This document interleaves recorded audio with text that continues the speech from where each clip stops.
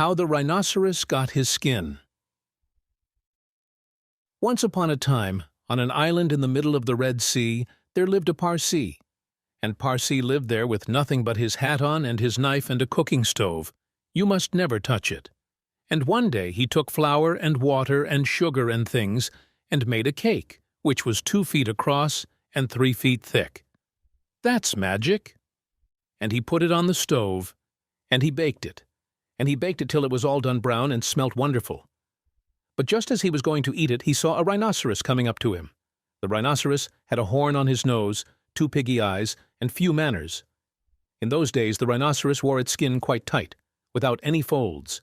All the same, he had no manners then, and he has no manners now, and he never will have any manners. He said, "How?"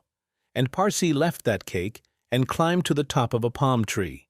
And the rhinoceros hit the cooking stove with his nose, and the cake fell out, and he put the cake on the horn of his nose, and he ate it, and he went away. Parsee came down from his palm tree and put the stove on its legs and sang the short song, "Them that takes cakes, which the Parsee man bakes, makes dreadful mistakes." And there was a great deal more in that than you would think, because 5 weeks later the weather got very, very hot, and everybody took off all the clothes they had. The Parsee took off his hat, and the rhinoceros took off his skin. In those days he had 3 buttons on his skin and could easily put it on and take it off.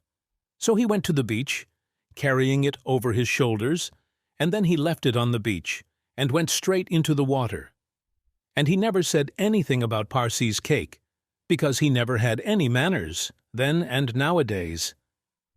One day Parsee found Rhinoceros's skin, and he smiled one smile that ran all round his face 2 times.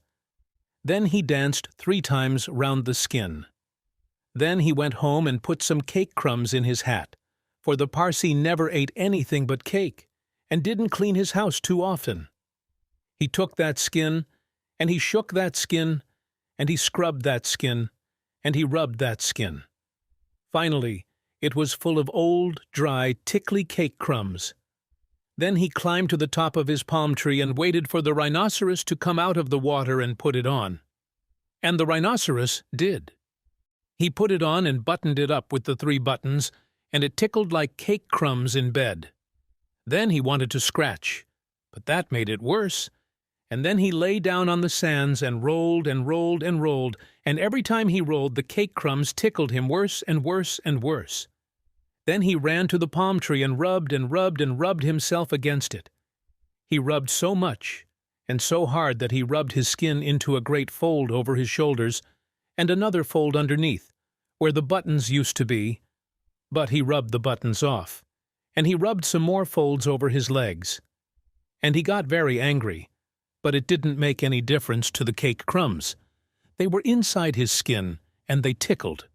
So he went home, very angry and very scratchy. And from that day to this, every rhinoceros has great folds in his skin and a very bad temper. Remember, the rhinoceros have cake crumbs inside.